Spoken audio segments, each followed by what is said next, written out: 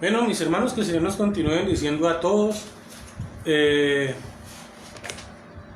Listo, vamos a empezar con la predicación, con la enseñanza que el Señor tiene para su pueblo en esta noche. Listo, voy a acomodar un poquitito la cámara mientras mi esposa, que como siempre, bien laboriosa, hizo la dirección del culto en esta noche. Lo que el Señor nos continúe bendiciendo a todos, que el Padre Celestial conmueva nuestros corazones y que sea su Espíritu Santo, no mi esfuerzo, no el esfuerzo de mi esposa, no, que sea su Espíritu Santo quien conmueva al pueblo, a la humanidad, para que le busque, para que le alabe, para que le glorifique. Pedimos perdón, sabemos que hay problemas de conexión con internet. Algunas personas nos han escrito. Permiso, yo muevo por aquí un momentito. Sabemos que hay problemas de conexión en este momento con el internet, pero sabemos también que tenemos que orar, tenemos que pedir y tenemos que clamar para que sea el Señor moviéndose con fuerza, que sea el Señor moviéndose con poder, y que nosotros podamos hacer las cosas de tal manera que le honremos y le glorifiquemos. Amén. Vamos a orar y después de la oración vamos a dar inicio con la predicación de esta noche. Recuerden que el material que estamos utilizando es este: edifiquemos sobre cimientos firmes. Ahí lo alcanzan a ver. Edifiquemos sobre cimientos firmes. Vale 9,500 pesos en CLC, la librería CLC, que queda por la Roosevelt. Usted busca en internet y creo que también hasta domicilio le hacen. No sé a cómo está el domicilio, pero se lo recomiendo. Es un material muy interesante. Y les repito a las personas que van a ver este video que de todos modos vía internet van a encontrar ustedes también los audios de todos y cada una de las clases de este material. ¿Listo? Vamos a orar entonces y a darle gloria al Señor. Amadísimo Dios y Padre Celestial, a ti, Señor, sea la gloria, a ti, Señor, sea la honra. Mi alabanza, amado Dios, mi adoración y mi exaltación te pertenecen única y exclusivamente a ti, Señor. Señor, nos reunimos delante de tu presencia con la intención, Padre Celestial, de agradecer por la manera en la que tú escuchas la oración de tu pueblo, Señor. Queremos honrarte, amado Dios, queremos glorificarte, pero sobre todo queremos decirte y confesarte, Señor, que tú eres nuestro Dios y Padre Celestial, que lejos de ti nada podemos hacer, pero contigo al lado nuestro, Señor, encontraremos la paz, la tranquilidad y el sosiego que mi alma necesita. Permíteme, Padre Celestial, dar testimonio de la obra sanadora que haces en mi vida.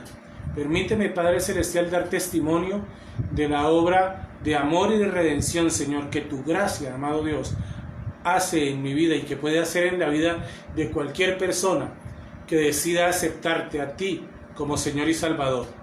Alabado y glorificado sea tu nombre, amado Rey, porque tú eres Dios grande, que tú eres Dios poderoso, porque tú, Padre Celestial, eres el dueño de la gloria, la honra y el poder.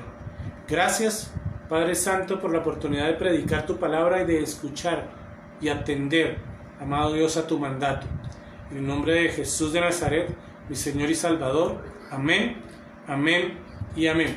Listo, venía contándoles que estamos trabajando el material que venimos trabajando cada 8 días de edifiquemos sobre cimientos firmes. ¿Listo?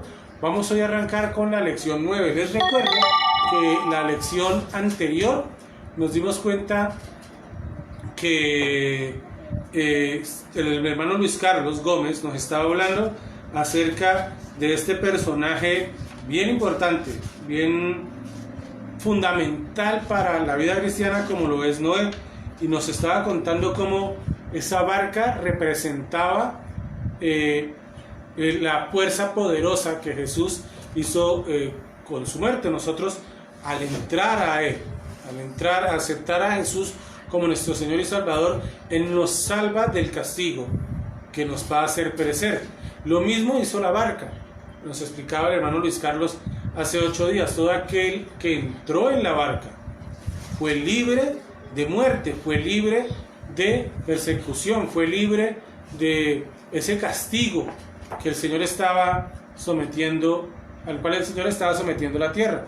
Bueno, esta vez vamos a tocar 3 puntos importantes dentro de la historia bíblica. Vamos a hablar de Noé, vamos a mirar la última parte de Noé, vamos a hablar de la Torre de Babel y vamos a hablar de un personaje que tiene un cambio en su nombre. Al principio lo conocemos como Abraham. ¿Listo? Vamos a hablar de estas 3 características, pero antes de entrar en materia con estos 3 personajes, 2 personajes y una ciudad, vamos a leer Génesis capítulo 8 del 18 al 21. Génesis capítulo 8 de los versículos 8 al 21. Y dice así la palabra de Dios. Después de 40 días, Noé abrió la ventana del arca que había hecho y soltó un cuervo, el cual estuvo volando de un lado al otro, esperando que se acercara a tierra. Cuando soltó la paloma para ver si las aguas cubrían la tierra, ya se habían retirado, pero la paloma encontró un lugar donde posarse y volvió al arca, porque las aguas aún, pero la paloma no encontró un lugar donde posarse y volvió al arca porque las aguas aún cubrían la tierra. Noé extendió la mano, tomó la paloma y la metió consigo en el arca. Esperó 7 días y volvió a soltar la paloma fuera del arca. Caída la noche, cuando la paloma regresó, trayendo en su pico una ramita de olivo recién cortada. Así Noé se dio cuenta de que las aguas habían bajado hasta dejar la tierra al descubierto. Esperó 7 días más y volvió a soltar la paloma, pero esta vez la paloma no regresó. Noé tenía 601 años cuando las aguas se acercaron, el primer día del primer mes de ese año. Noé quitó la cubierta del arca y volvió y vio que la tierra estaba seca. Para el día 27 del segundo mes, la tierra estaba ya completamente seca. Entonces Dios le dijo a Noé: sal del arca junto a tus hijos, tu esposa y tu nuera. Saca también a todos los seres vivientes que están contigo, las aves, el ganado y todos los animales que se arrastran por el suelo, que sean fecundos, que se multipliquen y llenen la tierra.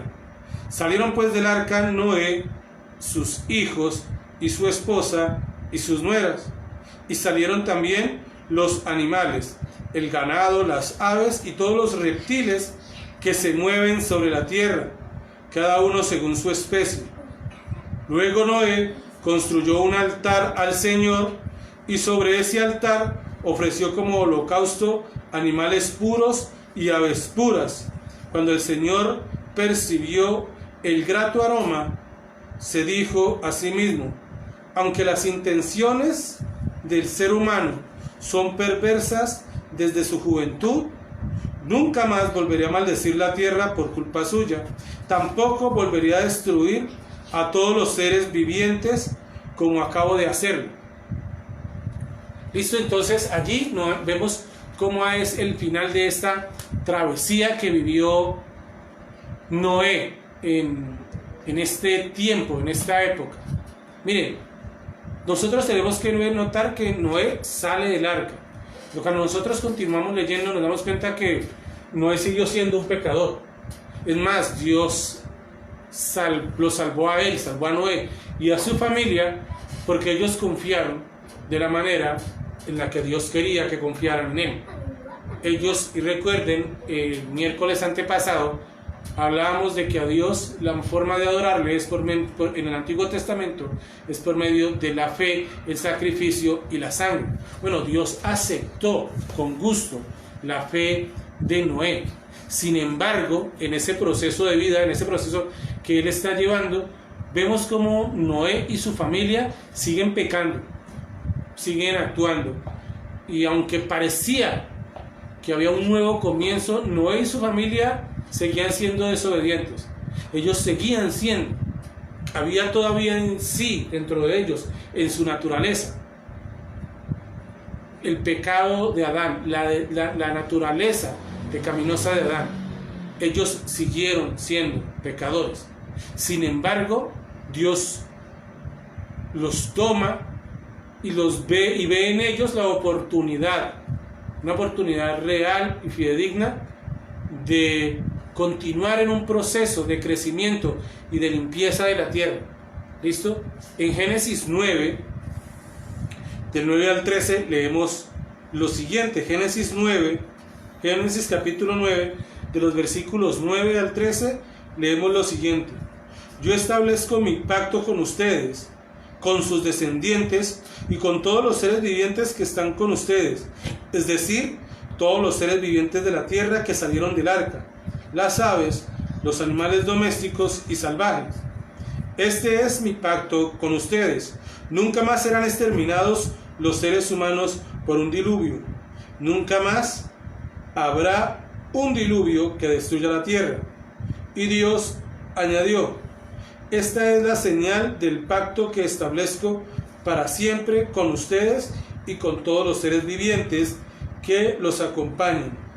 He colocado mi arco iris en las nubes, el cual servirá como señal de mi pacto con la tierra cuando yo cubra la tierra de nubes, y ellas aparecerá el arco iris. ¿Listo? Y entonces ese pacto del Señor tiene una manifestación, y esa manifestación es por medio de un arco iris en el cielo, de una gama de colores hermoso, que cuando llueve se deleita uno viendo esa creación del Señor. Bueno, en este caso, esa manifestación, esa muestra del arco iris, la primera aparición del arco iris, habla y describe el amor de Dios. No habla de más, no habla de menos. Está hablando del compromiso de Dios, del amor de Dios por su creación. Sabiendo Dios que la creación suya había engañado, había mentido, había pecado y se había corrompido, sigue habiendo en el corazón del Señor la voluntad del perdón. Y en este sentido, Él salva a esta familia que aunque sigue con sus actos pecaminosos, el Señor toma la decisión de hacer un pacto con ellos, en los cuales Él se compromete con todos y cada uno de ellos que esa aniquilación de la tierra, esa aniquilación de los seres vivientes de la manera en que lo hizo en ese momento, no se va a repetir. Y ese es el compromiso del Señor con Dios, y lo manifiesta, y lo sella, y lo muestra por medio de ¿qué? Por medio de ese arco iris. Y esa es la manifestación que está haciendo el Señor. No sé, mi esposa me hace señas, perdón. ¿No? Bueno, estaba mirándome solamente. Listo. Ahora vamos a continuar con la lectura. Y les invito que vamos a abrir nuevamente el libro de Génesis, pero esta vez vamos a ubicar el versículo 11. Y vamos a leer, el capítulo 11. Y vamos a leer de los versículos del 1 al 9 en el capítulo 11. Vamos a ver qué dice. La Torre de Babel. En ese entonces se hablaba un solo idioma en toda la tierra. Y al emigrar al oriente, la gente encontró una llanura en una región de Sinar, y allí se asentaron. Un día se dijeron unos a otros: vamos a hacer ladrillos y a cocerlos al fuego. Y fue así como usaron ladrillos en lugar de piedras, y asfalto en lugar de mezcla. Luego dijeron: construyamos una ciudad con una torre que llegue hasta el cielo. De ese modo nos haremos famosos y evitaremos ser dispersados por toda la tierra. Pero el Señor bajó para observar la ciudad y la torre que los hombres estaban construyendo, y se dijo: todos forman un solo pueblo y hablan un solo idioma.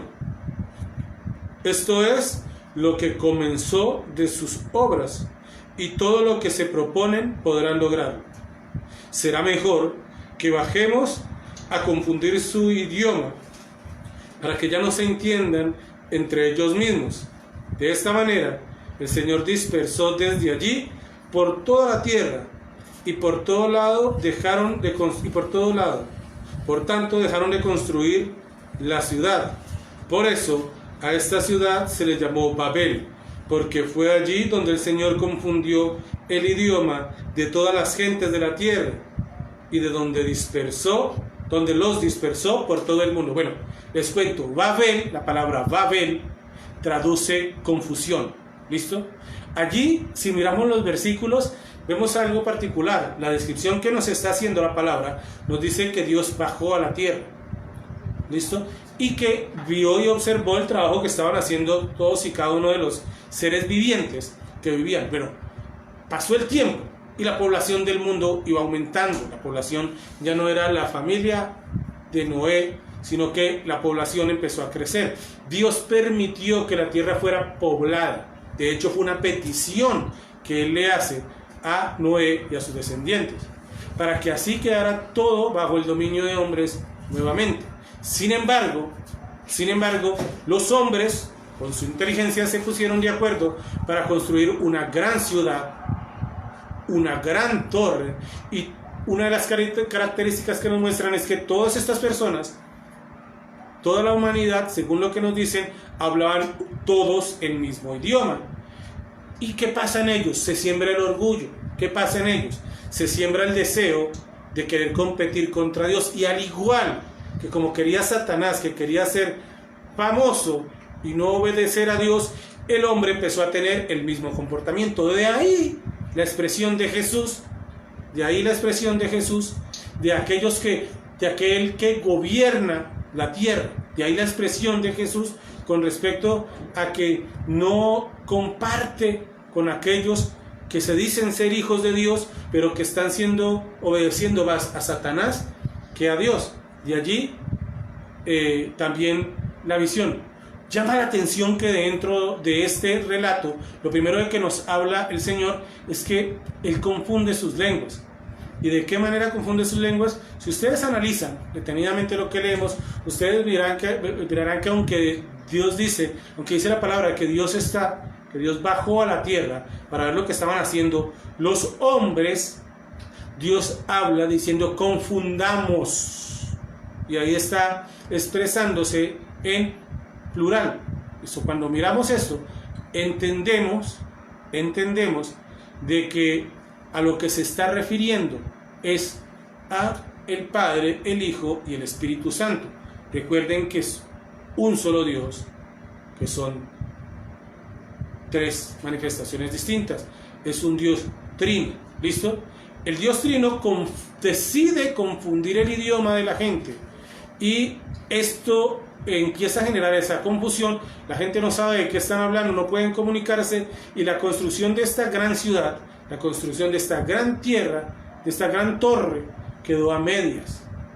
Y de acuerdo al idioma que cada uno hablaba, del idioma que el Señor creó en ese momento, se fueron uniendo por grupos pequeños y empezaron a desplazarse hacia distintos lugares de la tierra. Y aquí vemos que históricamente la palabra nos está hablando acerca de el nacimiento de los idiomas en todo lo que tiene que ver con nuestro planeta Tierra, pero también la palabra nos está mostrando de una invención del hombre, del ladrillo, y del ladrillo o del bloque como forma de construcción. Y es más, llega tanto así que dice: hagamos unos bloques de ladrillo, cocinémoslo, y con ese material podemos hacer la construcción sin necesitar piedra. Ahí vemos también que el Señor ha dotado de inteligencia al ser humano, pero que el ser humano, cuando utiliza esa inteligencia, empieza a creerse el cuento de que es mucho más grande y mucho más poderoso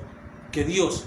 Y ese no es el llamado que Dios está haciendo a su pueblo, ese no es el llamado que Dios está haciendo a la humanidad. ¿Listo? Pero sí es la respuesta de la humanidad. Miren, dentro de lo que estaba viendo este grupo de personas, usted puede analizar, ver que lo que más le movió a ellos es el orgullo. El orgullo es la raíz de muchísima maldad. Cuando usted es una persona orgullosa, una persona engreída, usted empieza a tratar mal a los demás. Usted es orgulloso y empieza a actuar de esa manera. Usted no respeta ni toma ni da importancia a la opinión de las personas. Usted empieza a obrar de tal manera que parece que nada alrededor suyo es necesario, donde parecía ser que lo único necesario realmente es usted. Entra el orgullo en la humanidad y empiezan a crecer de tal manera que se alejan de Dios.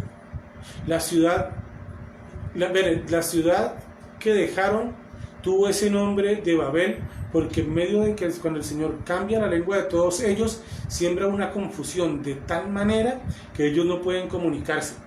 Miren, la rebelión contra Dios siempre va a traer confusión al hombre.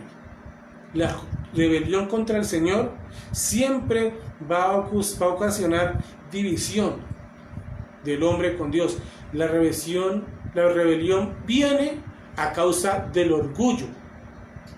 Y ese orgullo es el que ha dejado a muchos desorientados y confundidos en el transcurso de la historia de la humanidad.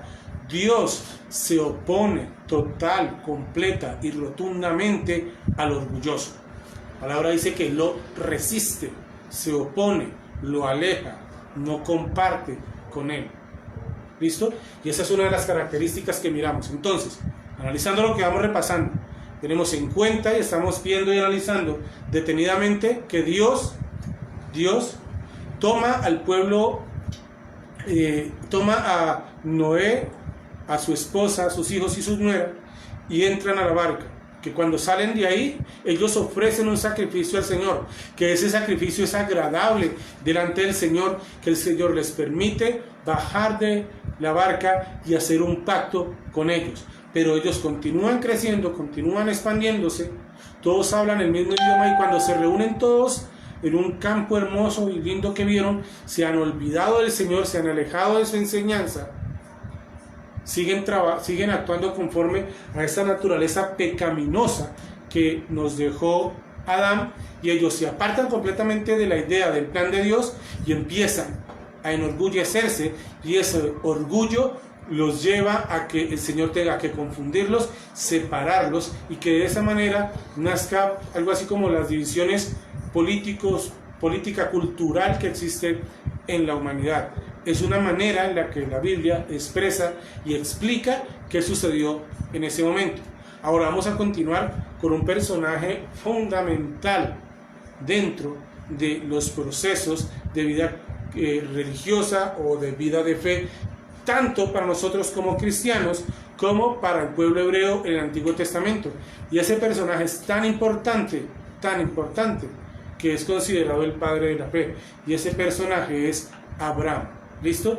Les pido el favor que abramos nuestras Biblias nuevamente, otra vez en Génesis, y leamos del capítulo 12, versículos del 1 al 4, y dice así: el Señor le dijo a Abraham: deja tu tierra y tus parientes y la casa de tu padre, y vete a la tierra que te mostraré, y haré de ti una nación grande, y te bendeciré, haré famoso tu nombre, y serás una bendición. Bendeciré a los que te bendicen, y maldeciré a los que te maldicen.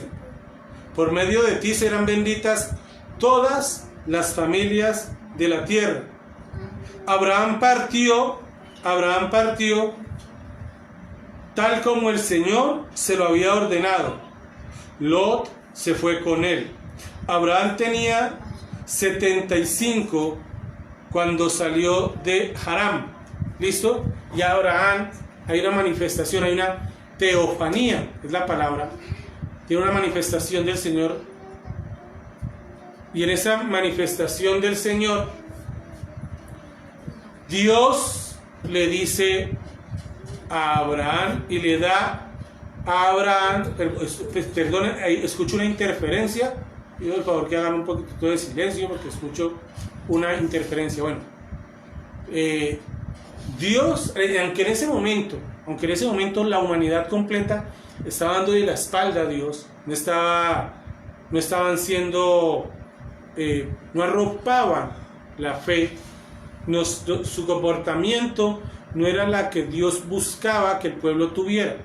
Aunque estaban en ese momento, mire que Dios no le dio la espalda, ni se olvidó de la promesa que había hecho a Adán y a Eva. Mire, Dios llama a Abraham para que saliera de allí de donde está ubicado, de su espacio de relajación, de su espacio personal donde él se siente cómodo, y lo empieza a inquietar, empieza a molestar y le dice que salga de allí para que vaya a una tierra nueva que Dios promete la entregará a él y a sus descendientes.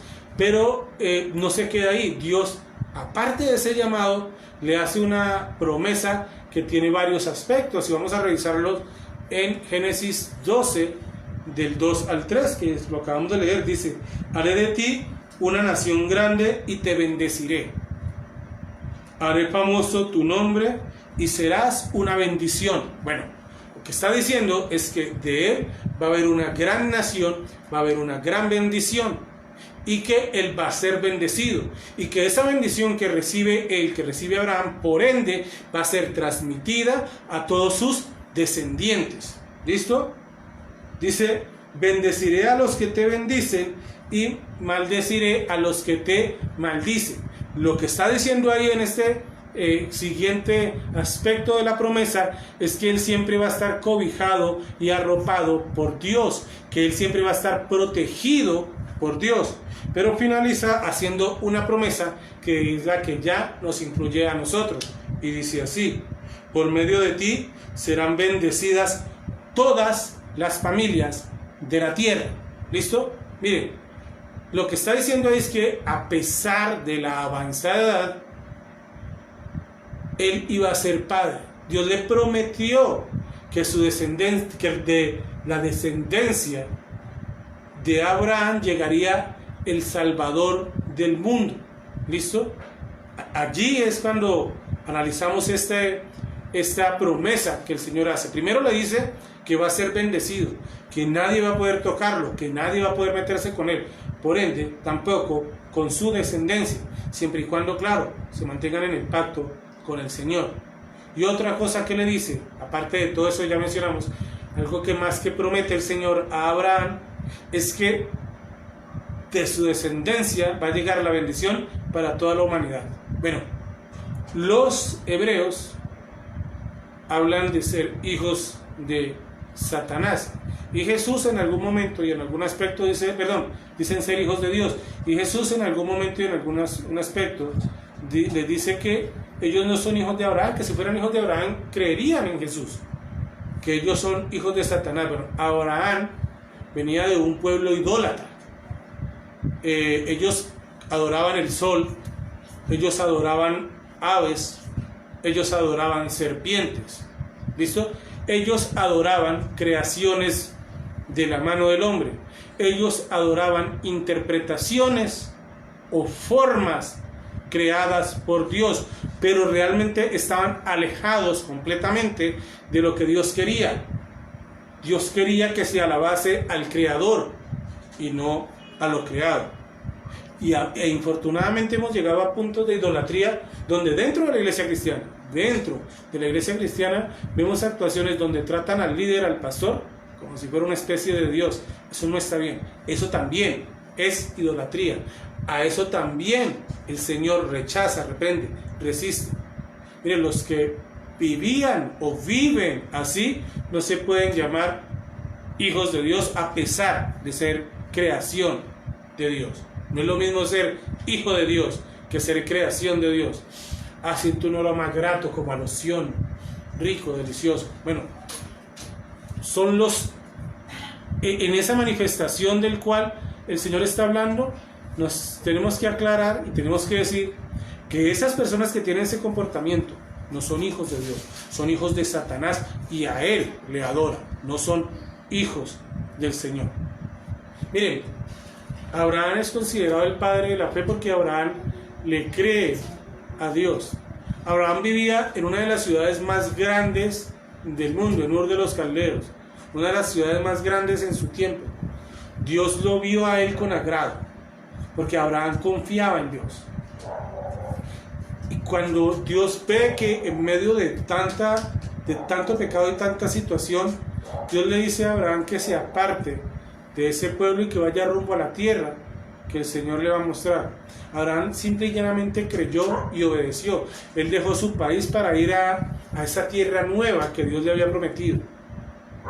En ese caminar lo acompañó su esposa Sarai, su sobrino Lot, y se formó una larga y gran caravana porque, bueno, históricamente sabemos que Abraham no era un hombre pobre. De hecho, la descripción nos dice de que él sale con su ganado, que sale con toda su servidumbre. ¿Listo? Eso también nos lo dice el Señor. En Génesis 15, del 1 al 6, vemos otro aspecto bien bonito y bien interesante de la vida de Abraham. Y es que Abraham toma la decisión de confiar en la promesa de Dios. Miren, Abraham confió en la promesa de Dios. ¿Y esa promesa cuál era? Que él le daría un país llamado Canaán. Vamos a leerlo. Génesis 15, del 1 al 6. Después de esto, la palabra del Señor vino a Abraham en una visión. No temas, Abraham, yo soy tu escudo, y muy grande será tu recompensa. Pero Abraham le respondió: Señor y Dios, ¿para qué vas a darme algo si aún sigo sin tener hijos? Y el heredero de mis bienes será Eliezer de Damasco. Como no me has dado ningún hijo, mi herencia la recibirá uno de mis criados. No, escucha, hombre. No, escucha, ese hombre no ha de ser tu heredero, le contestó el Señor. Tu heredero será tu propio hijo. Luego el Señor lo llevó afuera y le dijo: mira hacia el cielo y cuenta las estrellas. Así, al ver así pues, así de numerosas será tu descendencia. Abraham creyó en el Señor y el Señor lo reconoció a él como justo. Es la fe de Abraham que lo hace justo. Miren, de su descendencia, la descendencia de Abraham, Dios iba a formar un pueblo grande, y por medio de ese pueblo, por medio de sus descendientes, toda la tierra iba a recibir una gran bendición. Abraham sería el padre de un pueblo, y de ese pueblo iba a llegar el Salvador. Pero el ombligo de toda esta historia, por decirlo de una manera jocosa, es la fe de Abraham. Mire, quizás él luchaba internamente con su fe. ¿Cómo hacer para salir de mi espacio, de mi comodidad, y caminar sin saber realmente hacia dónde voy? Yo estoy seguro que él estaría luchando, pero de alguna manera él tenía tanta fe en su corazón que aún en medio de esa lucha, él sabía que Dios iba a cumplir su promesa. Pasaron años, muchos años, y Abraham y Sarai todavía estaban juntos y sin hijos, y ya Sarai había dejado de menstruar. Pero miren que el Señor, a ellos en ese proceso, durante esos casi 20 años les sucedieron cosas muy interesantes, porque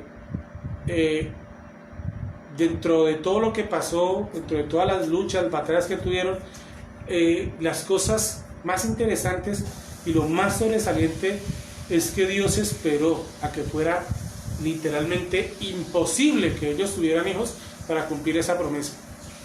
Cuando ya Sarai ni siquiera menstruaba, para comentar, ella era estéril ya para ese momento. Sarai queda en embarazo, y Dios quiere, por medio de esta obra, que usted y yo sepamos que no es por nuestra capacidad ni por nuestro propio esfuerzo que Él hace su obra. Mire, Él es capaz de hacer lo que nada ni nadie puede hacer. Aunque una mujer de casi 90 años quedase en embarazo, una mujer estéril que ya ni siquiera menstruaba. ¿Listo?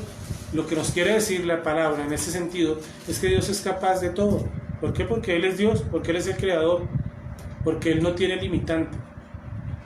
porque Él es el creador de todo, Él es el creador de los límites, Él no tiene límite. Vamos a leer un momentito Génesis capítulo 17 del 1 al 7 y dice así: cuando Abraham tenía 99 años, el Señor se le apareció y le dijo: yo soy el Dios Todopoderoso, vive en mi presencia y sé intachable. Así confirmaré mi pacto contigo y multiplicaré tu descendencia en gran manera. Al oír que Dios le hablaba, Abraham cayó rostro en tierra y Dios continuó, este es el pacto que establezco contigo. Tú serás el padre de una multitud de naciones.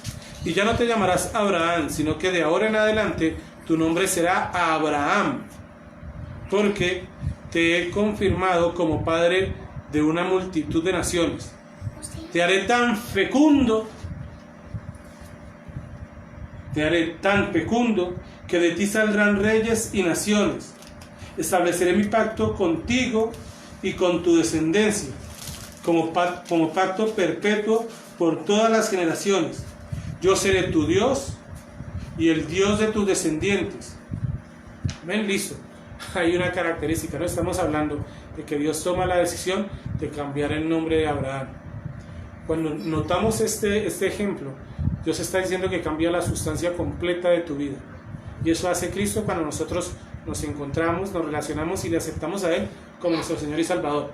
Él cambia todo en nuestras vidas. No hay manera, no hay forma en que una persona, después de haberse encontrado con Dios, siga siendo la misma. No hay manera en la que Dios, después de que entre a tu vida, no haya una manifestación de esos cambios importantes en tu vida. Y si no ha sido, si no se ha presentado, bueno, no quiero ofenderte ni lastimarte, pero vamos a tener que revisar nuevamente los procesos de conversión de tu vida. Pero bueno, eso lo evalúas tú. Ahora, eso no quiere decir que hayan cosas de las cuales no sea difícil desprenderse. Pero si hay un reconocimiento, si hay un esfuerzo y si hay, así sea un proceso lento, de un poco a poco, pero si hay cosas que tenemos que cambiar en nuestra vida, debemos empezar a identificarlas y a pedirle al Señor que entre en nuestro corazón, que tome el control de esos espacios y que nos ayude a cambiar esos aspectos que en lugar de acercarnos a Dios, cada vez nos alejan más de Él. Continúo en los capítulo 17, pero ahora de los versículos 15 al 17, y dice así: también le dijo Dios a Abraham: a Sarai tu esposa ya no la llamarás Sarai, sino que su nombre será Sara. Yo la bendeciré y por medio de ella te daré un hijo. Tanto la bendeciré que será madre de naciones, y de ella surgirán reyes de pueblos. Entonces Abraham inclinó el rostro hasta el suelo y se rió al pensar: ¿acaso puede un hombre tener un hijo a los 100 años y ser madre Sara a los 90? Miren, Dios le dijo a Abraham que desde ahora en adelante le iba a llamar Abraham, porque él iba a ser padre de naciones y de muchas naciones. No habla de pocas, de muchas. Abraham y Sara siguieron confiando en Dios. Y aunque la situación personal de ellos cada vez era más difícil, cada vez era más imposible por su edad y porque Sara era estéril, como le había dicho, pero Dios sigue trabajando en medio de esas circunstancias humanamente imposibles. O sea que en esa situación que probablemente estés viviendo, donde necesites la ayuda y el auxilio del Señor, déjame invitarte a que confíes en Dios. Él tiene el control de todo, te lo puedo asegurar. Él tiene el control. Si tú decides confiar en Él, Él va a hacer la obra que tú necesites, por difícil que parezca la situación de tu vida. Él tiene el control. Génesis 18, del 1 al 15, ya para terminar. El Señor se le apareció a Abraham junto al encinar de Manré. Cuando Abraham estaba sentado a la entrada de su carpa, a la hora más calurosa del día, Abraham alzó la vista y vio a 3 hombres de pie cerca de él. Al verlos, corrió desde la entrada de la carpa a saludarlos, inclinándose hasta el suelo, y dijo: mi señor, si este servidor tuyo cuenta con tu favor, le ruego que no me pase de largo. Haré que le traigan un poco de agua para que usted se lave los pies y luego podrá descansar bajo el árbol, ya que han pasado por donde está su servidor.